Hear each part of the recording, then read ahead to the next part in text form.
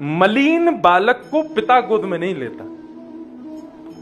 बालक यदि कींच में हो रहा हो, धूल में हो रहा हो, थोड़ा सा मैला हो रहा हो, तो पिता के पास जाए तो पिता एक बार को कहे, बेटा मम्मी कहाँ है तुम्हारी, चलो जाओ माँ के पास जाओ, जल्दी से साफ सुथरे बन के आओ, ऐसा नहीं आना।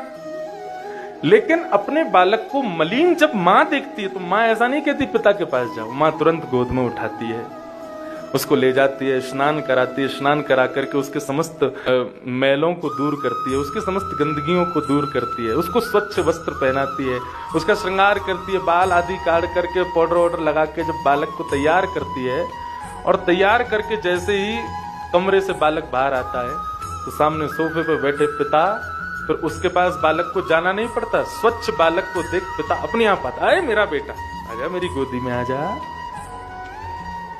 ठीक वैसे हम मलिन हैं और हम चाहते हम नारायण को देखें, पिता को देखें।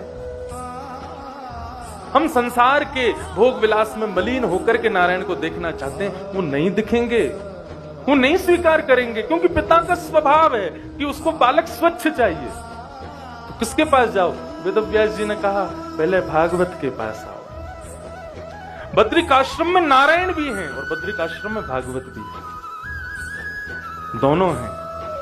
आश्रय पहले भागवत का लेना है, फिर भागवत तुम्हारे मलिनता को दूर करेगी। ये माँ है, तुम्हारे समस्त विकारों को नष्ट कर देगी, तुमको स्वच्छ कर देगी, अपने श्लोक रूपी जल से स्नान कराएगी, अपने सुंदर भाव रूपी साबुन से तुम्हारे मैल को दूर करेगी। यहाँ कीर्तन भजन जो गाए जाते हैं ये सब पाउडर का काम करेंगे, तुमको बढ़िया सुंदर बना करके, स्वच्छ बना के, वस्त्र पहना करके।